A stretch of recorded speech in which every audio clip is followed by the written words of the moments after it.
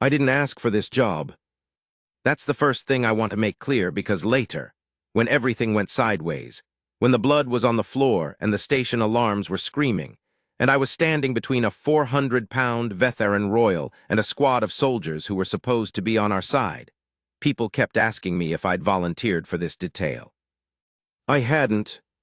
Nobody volunteers for this. You get assigned to this kind of duty the same way you get assigned to latrine maintenance or cargo manifest checks at 3 in the morning. You did something that caught someone's attention, or you didn't do something that should have caught someone's attention, and the result is the same either way. You end up somewhere you never expected, doing something you never trained for, wondering how exactly your career choices led you to this particular moment. My moment started 6 weeks before the incident, on a Tuesday. I remember the day because I was in the middle of eating a sandwich, real bread, which on a deep space posting is a miracle you don't take for granted, when Lieutenant Varro called me into her office and slid a data tablet across her desk without looking up from whatever report she was annotating. She has this way of delivering bad news like it's paperwork. Like the emotional weight of a thing is a bureaucratic inconvenience she simply doesn't have time for. "Calloway," she said, still not looking at me, "you've been reassigned." I picked up the tablet, looked at it. Looked at her, looked back at the tablet. "This says Royal Guard detail," I said. "Yes. For the Vetheran Queen." "Correct." I waited a moment, because sometimes with Lieutenant Varro, the real information comes in waves. You have to let the first wave settle before the second one arrives. "She's coming here," I asked, "to Meridian Station." "Temporarily, diplomatic conference. The veteran delegation requested a mixed security team, half their own house guard, half GDF personnel. Command selected you." "Why me?" She finally looked up. Her expression was the one she used when the answer was obvious, and she was deciding whether to say it plainly or package it in something that sounded more professional. "Because you speak veteran," she said. 14 words, I said. "I know 14 words of veteran.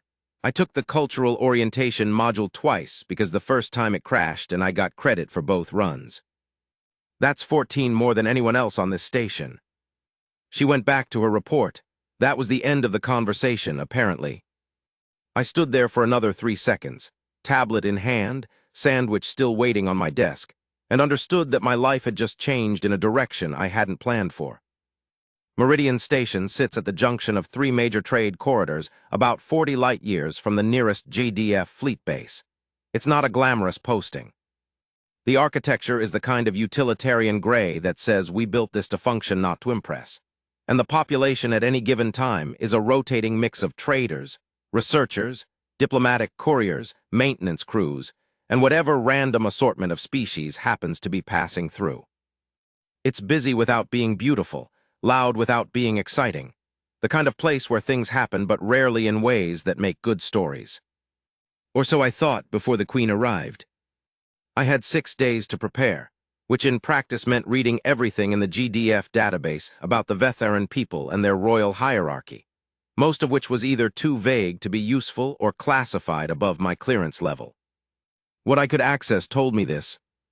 The Vetheran are a species that evolved on a high-gravity world, which explains their build broad, dense, with a bone structure that makes them look like someone took a human and scaled every dimension up by about 30% while also compressing the whole figure toward the ground. They're not tall exactly. They're substantial. The Queen, according to the file, was considered large even by Vetheran standards. Their society is matrilineal, and their royal line has held continuous power for over 2,000 years, which is the kind of statistic that sounds impressive until you start thinking about what 2,000 years of unbroken power actually requires, and then it becomes something else entirely, something that sits differently in your chest when you consider it. The current Queen, her formal name was a 17-syllable title that I couldn't pronounce, and the file had simplified to Queen Soria Velketh for GDF use, had been ruling for 31 years.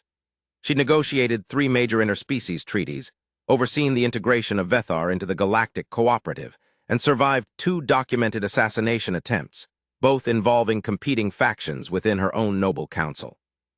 The file characterized her as formidable, which felt like someone trying to describe a thunderstorm using the word notable. What the file didn't tell me, what nobody told me, was the other thing. The dark thing. The thing I'd find out about in pieces, the way you find out about a crack in a hull.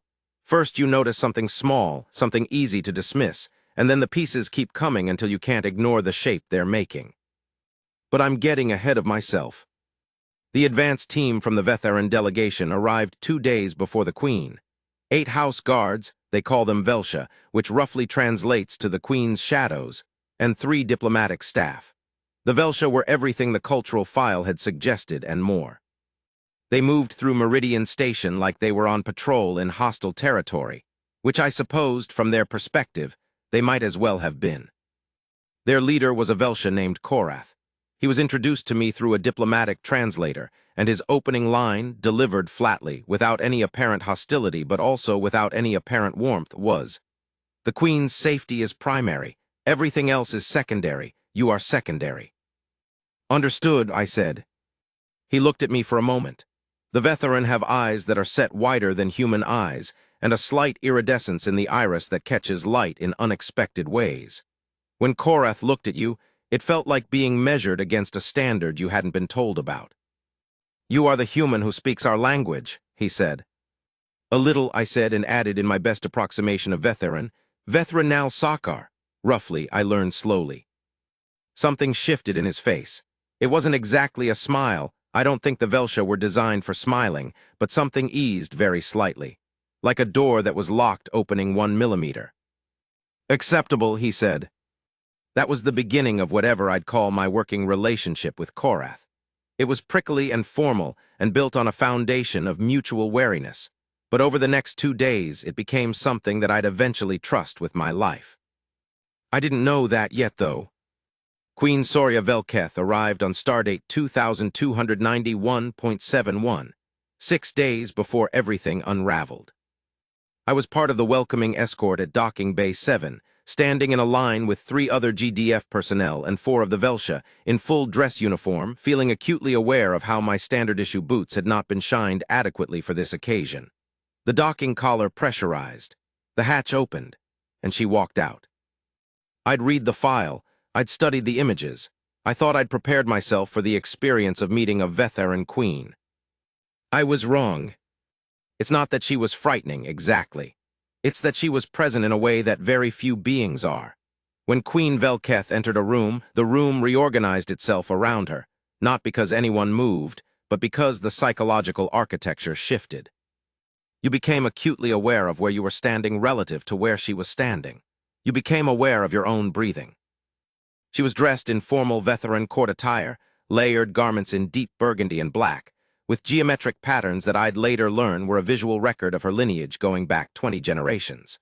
Her head was covered in a ceremonial circlet of worked metal, inlaid with stones that shifted color depending on the angle of the light. She moved with the practiced, deliberate ease of someone who had spent 31 years being the most important person in every room she entered. Her eyes moved across the welcoming line with efficient assessment. They reached me, paused for exactly 1 second longer than they'd paused at the others, and moved on. Later, I would wonder what she had seen in that 1 extra second. Later, I would wonder if she'd already started calculating. The diplomatic conference was scheduled to run 8 days. My duties as part of the Royal Guard detail were, on paper, straightforward. I was to be present at all public events, available to assist with translation when needed, and responsible for coordinating the GDF side of the security rotation. 3 8-hour shifts, shared between me and 2 other GDF specialists, Petrov and Osai, who'd been pulled from other details without any more explanation than I'd received. The first 2 days were uneventful in the way that things are uneventful when you're watching very carefully and nothing is happening, which is actually more exhausting than when things do happen. I spent those days learning the geography of the Queen's movements, which conference rooms, which dining spaces, which private corridors she used, and mapping it against the station's security grid. I also spent those days watching her. Not the way a guard watches someone, or not only that way. I watched her the way you watch someone when something doesn't quite add up and you're trying to figure out where the discrepancy is. The Queen was sharp, sharper than the file had suggested, and the file had given her significant credit. She navigated the diplomatic sessions with the kind of precision that comes from decades of practice, and she had a way of framing arguments that made the opposing position feel not so much wrong as simply incomplete, like the other party hadn't thought their own idea all the way through. The galactic cooperative delegates were visibly impressed. The trade negotiators were slightly intimidated. But there were moments, small ones, easy to miss if you weren't positioned correctly or weren't paying the right kind of attention, when the performance slipped. A pause where there shouldn't have been a pause. A gesture that started and stopped.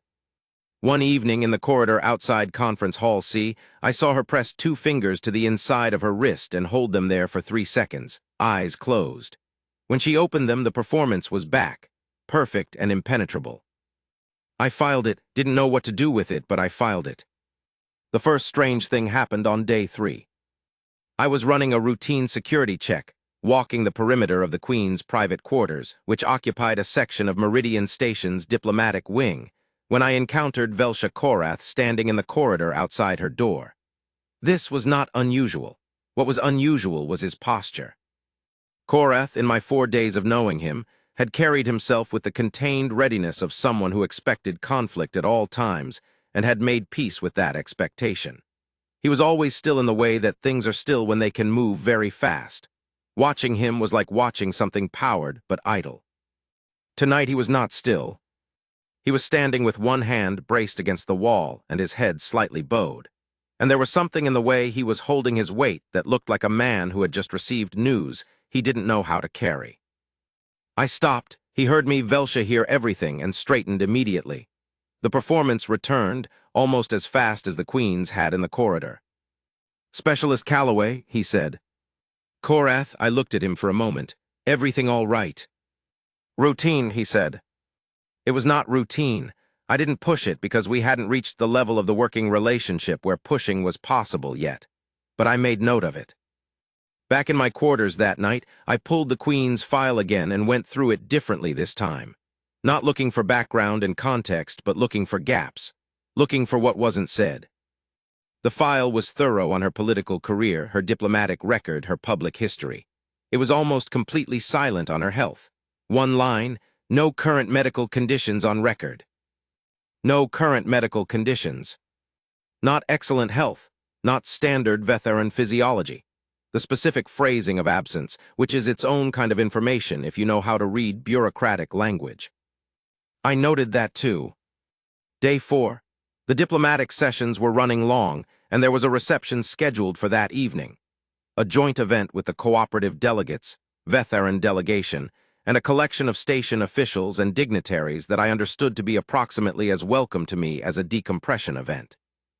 I hate receptions. They're security nightmares. Too many people, too many variables, not enough control. You're constantly doing math in your head. Sight lines, choke points, exits, unknown quantities in expensive clothes carrying who knows what in their pockets. The reception was held in Meridian Station's observation lounge, which is the one beautiful space in an otherwise unremarkable station. A curved room with a sweeping view of the local star system. The stars so thick and close at this position in the corridor that they look almost painted, like someone couldn't resist filling in every empty space. It was crowded and loud and layered with the competing scents of a dozen different species, and I was monitoring from my standard position, slightly back and to the left of where the Queen was holding court, when I saw something that made the calculations in my head suddenly shift. A man I didn't recognize. Human, middle 40s, unremarkable build, wearing a cooperative delegate's identification badge. I'd run the guest manifest 3 times before the reception. This was habit, and I knew the names and faces of everyone who had valid credentials. This face was not on the manifest. I keyed my comms. "Petrov, I have an unidentified guest, male, human, northwest quadrant of the lounge. Can you get eyes on him?" "Static, then. Copy, Calloway, I'm static. Losing you, the shielding in here is." The observation lounge. Of course. The shielding that protected the observation dome from radiation also fragmented short-range communications. We'd noted this in the pre-reception briefing and decided the risk was acceptable. I was now revising that assessment. I moved, not fast. Fast draws attention and attention changes variables, but with purpose, navigating through the crowd. Kept the unidentified man in my peripheral vision. He was moving too, slowly, with the casual deliberateness of someone who was trying very hard not to look deliberate. He was moving toward the Queen. The next 60 seconds happened the way things happen in moments of actual urgency. Not like the movies, not in slow motion, not with perfect clarity. In real time, which is fast and confusing and full of small details your brain records without asking your permission. I moved faster. He moved faster. Someone from the cooperative delegation stepped into my path, a large Torvian delegate, six-limbed, blocking my sightline for 2 seconds. And when I cleared him, the unidentified man was 10 feet from the Queen and reaching into his jacket. GDF, freeze! My voice hit the room before I'd consciously decided to speak. The sound of it, the authority in it, the command, the human voice cutting through conversation and music, turned heads. The unidentified man turned his head. His hand came out of his jacket. What he was holding was not a weapon. It was a data chip. Small, silver, the kind used for encrypted communication packages. He looked at me, I looked at him. The whole room had gone slightly still in the way rooms go still when they're not sure yet whether something is happening or not. In that moment, that suspended, not yet resolved moment, I became aware of two things simultaneously. One, Velsha Korath had appeared from somewhere to my right and was now positioned between the Queen and the unidentified man, which meant Korath had also been tracking the same person, and I hadn't known it. Two, the Queen was looking at the data chip in the man's hand with an expression that was not surprise. She had seen this coming. The man was detained. His credentials turned out to be expertly forged. The forgery was good enough that it had passed our automated screening, which meant whoever had made them had access to cooperative systems at a level that should have been impossible without significant inside assistance. That alone was enough to escalate the incident to command. But the man himself, mid-level courier, as it turned out, working for a private intelligence brokerage, was cooperative and frightened, and gave up everything he knew inside about 4 hours of questioning, which was not much. He'd been hired through 3 layers of cutouts to deliver the data chip to the Queen privately, meaning outside official channels. He claimed he didn't know what was on it. Given his level of obvious terror when he was detained, I believed him. The data chip was encrypted. Our systems couldn't crack it. The Veteran delegation declined to assist with the decryption, politely, formally, through the diplomatic translator, with the complete opacity of people who know exactly how to refuse without technically refusing. The Queen said nothing about it. When I delivered the incident report to Commander Hervas, my direct superior on this mission, she reviewed it, asked 2 clarifying questions, and told me to continue my duties and note that the attempted unauthorized contact had been addressed and contained. "What about the data chip?" I asked. "It's been flagged for the intelligence division," she said. And the Queen's response, she recognized. "Calloway," Commander Hervas's voice was careful. "The Queen is our diplomatic guest. We don't speculate about her response to incidents." I understood what she was telling me. I did not understand why she was telling me that instead of something true. That night I lay in my bunk for a long time, staring at the ceiling, doing something I'm not supposed to do as a guard, which is think too much. Korath knew the man was there before I did. Korath had identified a forged credential breach in a crowded room full of alien species, in a station he'd arrived at 5 days ago. That was extraordinary. That was Velsha training, yes, but it was also something else. It was the alertness of someone who was expecting a specific kind of threat. The Queen had not been surprised. She'd seen that chip before, or she'd known it was coming, or both. And whatever was on the chip, whatever someone had paid a 3-layer courier network to deliver to a veteran Queen in a way that bypassed all official channels. It had found its way into the diplomatic archives of a woman who'd survived 2 assassination attempts and spent 3 decades navigating the most dangerous political waters in the galactic sector. I thought about the pause in the corridor, the fingers on the wrist. I thought about the gap in the medical file. I thought about Korath's posture outside her door. Something was wrong with the Queen, not wrong like a political complication, wrong like a wound that hadn't closed. And I was starting to suspect that whatever that thing was, it had just become my problem whether I'd asked for it or not. Part 2, the thing they weren't saying. Day 5. I went back to the database that night and didn't stop until I'd found the thread. It took 4 hours and 3 dead ends, but eventually I found a reference, a footnote, in a galactic medical cooperative report on veteran physiology from 7 years ago That opened a door I hadn't known was there. The medical file had said no current conditions on record. The GMC report described something called Velthara syndrome, a progressive neurological condition that affected a small percentage of Vetharans over 60 years of age. The syndrome was linked to the high-gravity physiology of the species, specifically to a progressive failure of the bioelectric regulatory system that governed a Vetharan's natural electromagnetic field. The Vetharan nervous system generates a weak but measurable electromagnetic field. This is a well-documented feature of the species, and in Velthara syndrome, that regulation begins to deteriorate. The early symptoms, according to the report, included involuntary motor pauses, spontaneous loss of fine motor control, and episodes of what the Vetharan call Velna, a word the report translated as the dimming. Episodes that lasted 3 to 10 seconds, during which the affected individual might press fingers to the inner wrist, where Vetharan pulse is measured. Eyes closed. 3 seconds. I sat with that for a long time. The Queen was 63 years old. She'd been showing symptoms for at least the 5 days I'd been observing her. And the information had been scrubbed from her medical file. Not absent because it didn't exist, absent because someone had made sure it wasn't there. That was the secret, or the first layer of it. What I didn't understand yet, what would take me another 36 hours and one very dangerous conversation to understand, was why it mattered. Why the Queen's health, if it was deteriorating, was the kind of secret that required couriers and encrypted chips, and the kind of cover-up that reaches into a GDF medical database. I had 3 possible answers. 1, the Vetharan royal succession was contested, and word of the Queen's condition could trigger a political crisis in a species that had kept the same bloodline in power for 2,000 years. 2, there were parties in the Galactic Cooperative who had reason to want the diplomatic conference to fail, and knowledge of the Queen's condition gave them leverage. 3, something was being done about the condition, something that wasn't official, something that required encrypted chips and private couriers and the very deliberate absence of a medical record. I thought about all 3. Then I got up, put on my uniform, and went to find Korath. He was in the corridor outside the Queen's quarters. Of course he was.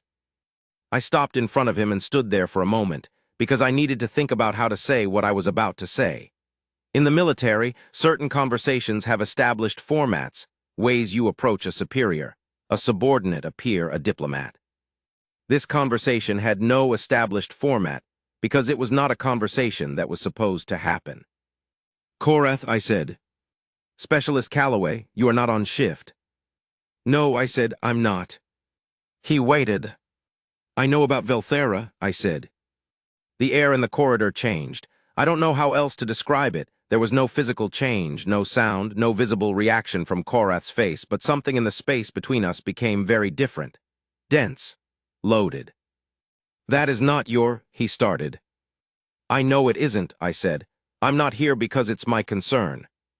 I'm here because something came to the station tonight that tells me it's about to become my concern, and I'd rather know the shape of it now than find out in the middle of something I can't manage. He studied me for a long time, long enough that I started to wonder if this had been a mistake.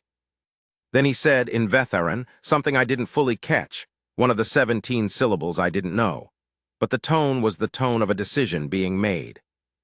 Walk with me, he said in Standard. We walked for 20 minutes through the lower corridors of the diplomatic wing, and Korath told me things that weren't in any file. The Queen had been diagnosed with Velthara syndrome 14 months ago by her personal physician. The diagnosis was confirmed by a second specialist. The prognosis, under standard treatment, which existed, though it only slowed rather than reversed the progression, was 5 to 8 years before the syndrome reached a stage that would significantly compromise her public function. 5 to 8 years was enough to finish her current political agenda, enough to manage the succession, enough under any rational assessment to work with. But there was a second opinion. A Vetharan researcher, a scientist named Velsoratan, working outside the official medical establishment, whose work had been dismissed by the academic mainstream partly on political grounds, and partly because her methodology was considered too experimental, had published, 18 months ago, a paper claiming that Velthara syndrome was not a one-way progression. She claimed it was treatable, fully, reversibly, through a process that involved external calibration of the bioelectric field using a technology she called a resonance anchor. The Vetharan Medical Council had rejected her findings. The Galactic Medical Cooperative had not reviewed them.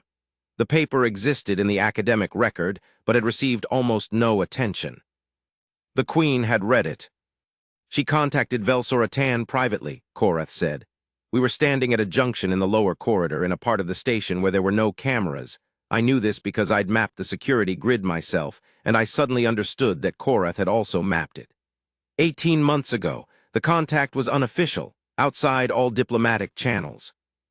And I said, and the treatment requires the resonance anchor technology to be delivered in a specific form, physically delivered. Because the anchor cannot be transmitted digitally, the calibration is unique to each individual's bioelectric signature, and the calibration data is too complex to survive compression. I understood then, the data chip. The chip contains the calibration parameters for the Queen's specific frequency. His voice was very flat, very controlled. The chip was the last component. Once she has it, Velsoratan can complete the process.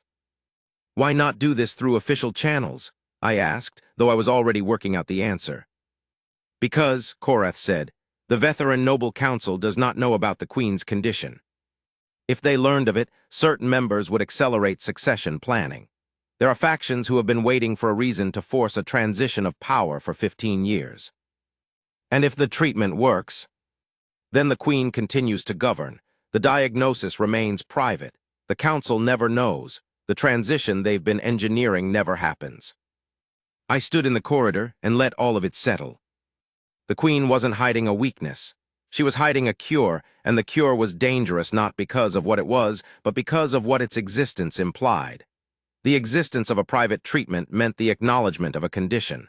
The condition, acknowledged, would trigger a political earthquake. She was guarding herself the way someone guards a wound in the middle of a battle, not so it doesn't hurt, but so no one knows it's there long enough for them to use it against her. The courier tonight, I said. He was carrying the chip. Yes, but he was intercepted. The chip is in our evidence archive. Yes, Korath said. For the first time, the contained readiness of his posture showed something underneath it. The Queen has not said this to me, but I believe she will find a way to retrieve it before this conference ends. I thought about what that meant, what it implied for my duties, what it implied for the security situation I'd been handed without adequate information. Korath, I said, is anyone else moving against her? Separate from the Council situation, is there someone active who knows about this? The silence before his answer was a full 5 seconds. We believe so, he said. We believe there is a party, external, not Vetharan, who became aware of the treatment arrangement and wishes to prevent it. Why? Because the Queen's continued governance is a significant factor in the current treaty negotiations. There are entities for whom the outcome of this conference is financially and politically consequential at a level that justifies significant intervention. Significant intervention. The diplomatic phrasing for things I was absolutely certain weren't going to be pleasant. How significant, I said. We intercepted a communication 3 days ago, Korath said. It referred to a contingency. The word used Wasfelnin Ra, the permanent dimming. He didn't translate it. He didn't have to. Part 3, the shape of the threat. I spent the next 12 hours in a state of contained professional panic, which is the state you enter when you have information that changes the parameters of your entire operation, but cannot share that information with your chain of command without also revealing things that aren't yours to reveal. The Queen's condition was her secret. Korath had shared it with me in confidence, in the belief that I was someone who could help without compromising what he'd trusted me with. If I brought this to Commander Hervas, which every instinct in my training told me I should do, I would expose the Queen's diagnosis, trigger a diplomatic incident at minimum, and possibly ignite the succession crisis the Queen had been managing around. If I didn't bring it to Commander Hervas, I was operating outside my mandate with information that suggested an assassination threat against a head of state. I chose not to sleep on this because sleeping on it wasn't an option. I chose instead to work the problem with what I had, which was my own judgment and whatever resources I could access without triggering a formal inquiry. The first thing I needed was to understand the threat profile better. Korath had told me there was an external party, not Vetheran, who wanted to prevent the Queen's treatment. That description fits several categories of actor, and I needed to narrow it. I pulled every piece of publicly available information on the current treaty negotiations and spent 3 hours cross-referencing it against known commercial and political interests that would be affected by the conference's outcome. The treaty in question was a framework agreement on mineral rights in the Velthari Corridor, a stretch of space-accessible rock that sat at the intersection of 3 species-claimed territories. The Vetheran Queen's negotiating position was well documented in the public record. She favored a cooperative extraction model with shared governance. The opposing model, pushed by a coalition of private resource companies, mostly human-registered but with significant cross-species investment, favored territorial partition, which would effectively give the dominant claimant exclusive extraction rights to the most valuable sections. The Queen's model, if adopted, would cost the private coalition an estimated 4 to 7 trillion credits in projected extraction value over the next 50 years. 4 to 7 trillion credits is a number that buys a lot of things, including, I suspected, an operation against a queen's health. I cross-referenced the investment profiles of the major coalition companies against known private intelligence firms. Found 3 that had previously been linked in academic papers and 1 GDF intelligence digest I had clearance to access, to operations involving biometric interference technology. One of them had a registered presence in the Meridian Station commercial zone. Registered 2 weeks before the conference was announced, before the announcement was public. That narrowed it considerably. I found Petrov in the security briefing room during his off shift and pulled him into a corner. Petrov is someone I'd worked with before this assignment, briefly, on a cargo interdiction detail. He is careful, quiet, and has the particular talent of looking at something and immediately identifying what's wrong with it without requiring the situation to be explained in detail. This is a valuable quality. I need something checked, I told him, quietly. He read my face. How quietly? Very. He thought about it. Does this connect to our current detail? Yes. Does Commander Hervas know? Not yet. A long pause, then, what do you need? I gave him the name of the company. I gave him the registration date. I asked him to run a personnel check, who from that company was currently aboard Meridian Station, using travel manifests and commercial registry. He looked at me with the expression of a man who has just been handed something heavier than expected, and is deciding whether to put it down or keep holding it. He kept holding it. Give me 2 hours, he said. While I waited for Petrov, I did the other thing I'd been thinking about since the conversation with Korath. The data chip was in the station's evidence archive under the courier incident file. It had been logged as pending review by the intelligence division, which in practice meant it was sitting in a secure locker waiting for someone above my pay grade to decide what to do with it, possibly for weeks. The Queen had fewer than 4 days left on station. I could not take the chip. That would be theft of evidence and would end my career and possibly my freedom. What I could do, what was entirely within my authority as part of the Royal Guard detail, was request a security review of the evidence archive to ensure chain of custody had not been compromised. This would give me direct access to the archive, in my official capacity, in a documented and legitimate way. I filed the request. The archive supervisor, a tired-looking corporal named Desai who gave every impression of a person who'd worked 1 shift too many this week, confirmed the request and let me in. I reviewed the chain of custody. The chip was there in its evidence bag logged correctly. I examined the bag, close, careful, official, and in doing so I confirmed 2 things. 1, the chip was intact and undamaged. 2, there was a faint heat signature on the bag that was too recent to be from the initial logging. Someone else had been here recently, looking at the same chip. I logged my review and left. On the way out, I asked Desai casually if anyone else had accessed the archive in the last 6 hours. He checked his log and told me yes. A civilian contractor had come in with valid maintenance credentials to run a routine environmental check. "What did they look like?" I asked. He described someone I didn't know. Mid-height, baseline human, unremarkable. "Did they touch anything?" He looked slightly alarmed. "They shouldn't have." "Did they?" He reviewed the internal camera log. 3 minutes of footage showed the contractor moving through the archive with perfect professionalism and stopping, for 7 seconds, in front of the evidence locker where the chip was stored. 7 seconds. Just looking, not touching. Confirming, finding out where it was.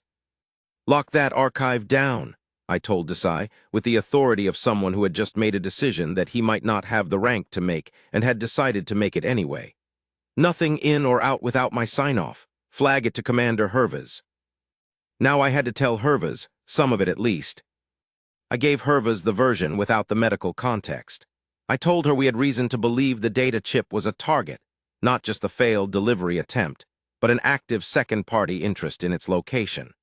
I told her I believed the courier incident was not the end of the operation but the beginning, and that whatever came next would happen in the next 72 hours. She listened. She didn't ask me how I knew. She trusted that if I was flagging it at this level, I'd done the work. "What's your threat assessment?" she said. "Targeted disruption of the diplomatic conference, possibly more aggressive than that." I paused. "I recommend enhanced security posture, random rotation of the Queen's schedule, and a full audit of contractor access to the station's restricted zones." Agreed. She was already pulling up the security grid. "Calloway, what aren't you telling me?" I looked at her steadily, the parts I'm not cleared to share yet. She held my gaze for a moment. "You understand that puts me in a position." "I understand. I'm asking for time to manage it the right way." "Another moment, 48 hours, she said. "If you don't have this resolved in 48 hours, I need everything." "Understood." Petrov came back in 90 minutes instead of 2 hours, which told me what he'd found before he said a word. "The company has 3 personnel aboard," he said quietly, reading from a handwritten note. He'd written it by hand, not electronically, which also told me something about how seriously he'd taken the request. 2 listed as conference observers with valid cooperative credentials, 1 listed as a contracted environmental technician. "The technician," I said. "Valid credentials, but the certification number traces back to a training program that was dissolved 4 years ago. The number should have been retired from the system." "It wasn't. Someone had created a backdoor credential, slipped it into the active database, and used it to get their person onto the station before anyone was looking for it." "The 2 observers," I said. "Clean credentials. Too clean, maybe. One of them has a professional travel history that's almost perfectly regular. Every trip logged, every conference attended, no gaps." "No gaps. Real people have gaps. You miss a conference because of a family emergency. You're sick. You're in transit and your next posting isn't logged yet. A perfect professional travel record is a constructed one." 2 active hostels and support infrastructure already on station," I said, "and they know where the chip is." "What's on the chip?" Petrov asked. "Medical data," I said. "For someone important." He looked at me. "You're not going to tell me whose?" "Not yet, I'm sorry." He accepted this with the grace of someone who decided to trust me and was committing to that decision. "What do we need to do?" "We need to get the chip to the person it was intended for," I said. "And we need to do it before whoever's watching that archive decides to stop observing and start acting." Part 4, the night it fell apart. Day 6, 1800 hours. The conference dinner. Every significant conference has one. The formal gathering where the diplomatic work pauses, and everyone performs the social function of being civilized beings who enjoy each other's company. The Meridian Station version was held in the same observation lounge as the reception, which I'd have preferred to avoid given what had happened at the last reception. But the venue was chosen and immovable. I had a plan, such as it was. The plan required 3 things: the Queen's cooperation, Korath's coordination, and Petrov running interference on the 2 suspected operatives I'd identified. The plan's weakest element was the first component, because I had not yet spoken directly to the Queen about any of this. That conversation happened at 1745, in a private anteroom off the diplomatic wing, with Korath present as the Queen's translator, and I suspected, as someone who would physically remove me from the room if the conversation went badly. I stood in front of Queen Soria Velketh, who was in partial formal attire, preparing for the dinner, attended by two Velsha who watched me with the particular alertness of people who don't trust what they're looking at, and told her that I knew about her condition, that I knew about the chip and what was on it, and that I believed there were people on this station who intended to ensure she never received the treatment it contained. The room was very quiet when I finished. She looked at me for a long time. Longer than the 1 extra second at the docking bay. This was a full, considered assessment of everything I was and everything I might be. I felt it land on me like something physical. Then she said in perfect, unaccented standard, "How long have you known?" I'd known she spoke standard. It was in the file. I hadn't heard her use it before. The effect was disorienting, like a landscape you've been looking at through a particular light suddenly illuminated differently. About the condition 4 days, I said. About the threat 12 hours. And you chose to come to me rather than your commanding officer. I came to both, I said. Your commanding officer with what I could share, to you with what I couldn't. A pause. Why? It was a real question, not rhetorical. She was asking why a GDF specialist with no particular reason to put himself at risk for her political situation had chosen to do exactly that. I thought about the honest answer, which was complicated and not entirely flattering to myself. The simple version was, because the alternative was allowing something unfair to happen to someone who deserved better, which sounds naive when you say it out loud, but simple things often are. Because, I said, you came here to negotiate a treaty that would be good for a lot of people in this sector, and someone with enough money to buy access to classified systems is trying to stop you, not on the merits of the negotiation, but by compromising your health. And I paused. That's a wrong thing that I can do something about. The Queen was quiet for another moment. Then she looked at Korath and said something in Vetharan, low and brief. Korath looked at me. For the first time since I'd met him, the door in his expression opened more than a millimeter. She says you are strange for a soldier, he said. She means it as a compliment. Tell her I've been told that before, I said. Something crossed the Queen's face that I think was the Vetharan equivalent of a smile. Tell me your plan, she said. The plan worked mostly, which is the best outcome you can realistically hope for. At 1800, the conference dinner began. The observation lounge filled with delegates and diplomats, and the careful choreography of a meal designed to make everyone feel simultaneously important and at ease. Petrov took position near the 2 suspected operatives, listed in the attendance as conference observers, and maintained surveillance throughout. At 1830, I left the lounge on a documented security sweep, which was regular and expected, and gave me legitimate reason to be in the restricted corridor that led to the evidence archive. Desai, who had been briefed, met me there. At 1835, I removed the data chip from the evidence archive under proper chain of custody documentation, listing it as transferred to Royal Guard Detail Custody for security review, which was within my authority and would generate paperwork that would be examined later and would require explanation, and which I had decided was a consequence I was willing to accept. At 1840, I was back in the diplomatic wing corridor with the chip in my breast pocket, heading toward the private meeting room where Korath was waiting with a device that the Queen's advance team had brought to the station inside their own secured equipment, a portable resonance scanner which the chip's data would program. The device Velsora Tan had designed, the resonance anchor. I was 40 feet from the meeting room when the 2 operatives materialized at the far end of the corridor. Later in the debrief, I would describe what happened in the corridor using the precise language of an incident report.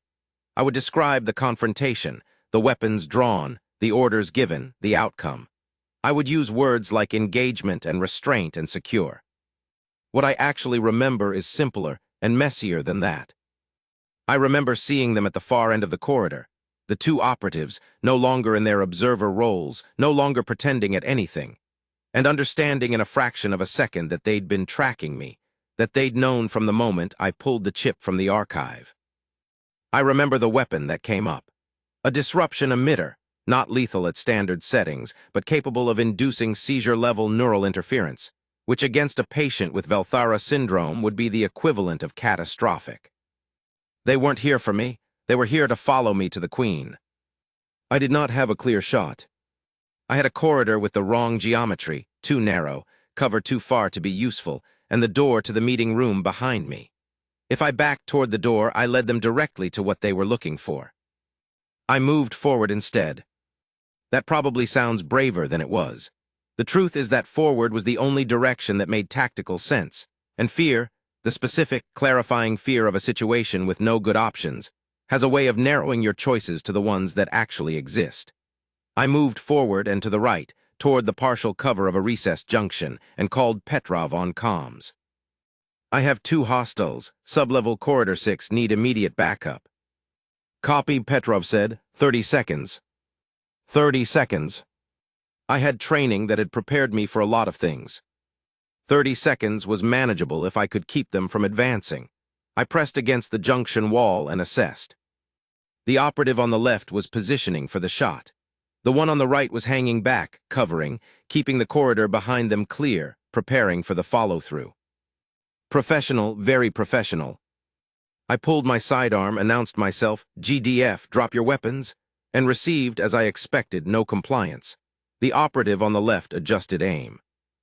I did not wait for the shot. I moved left and forward, closing distance instead of maintaining it, which is counterintuitive, and which is why it worked for exactly the 2 seconds it needed to. The operative on the left adjusted for the wrong trajectory.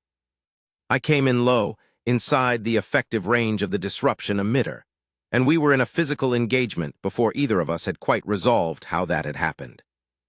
He was larger than me, stronger probably, but I'd been in close quarters situations before, and he hadn't anticipated the speed of the transition from range to contact. The weapon went to the floor. I didn't have time to go for it. The second operative was moving. I hit the floor not by choice. The first operative had pulled us both down, and the second one was over me. And I was acutely aware that the weapon was 3 feet away, and the meeting room door was 8 feet behind me, and 30 seconds had been too optimistic an estimate. The door opened. Korath came through it. Velsha Korath, who I had spent 6 days watching move through space like something controlled and potential, was now something else entirely. He moved through the corridor like gravity had rearranged itself around him, and the second operative had approximately no time to respond before Korath had him against the wall with the kind of controlled force that speaks an entire vocabulary about what a Velsha is trained to do. The first operative, still grappling with me, hesitated for half a second to process what had just happened. I used the half second. By the time Petrov arrived, 28 seconds, not 30, I want to be accurate. Both operatives were secured, one with considerably fewer options than they'd started the evening with, and I was sitting on the floor of sublevel Corridor 6 with my back against the wall and the data chip still in my breast pocket, and a bruise forming on my left forearm that I would not fully appreciate until the next morning. Petrov looked at the situation, looked at me, looked at Korath. "You started without me," he said. "You took 28 seconds," I said.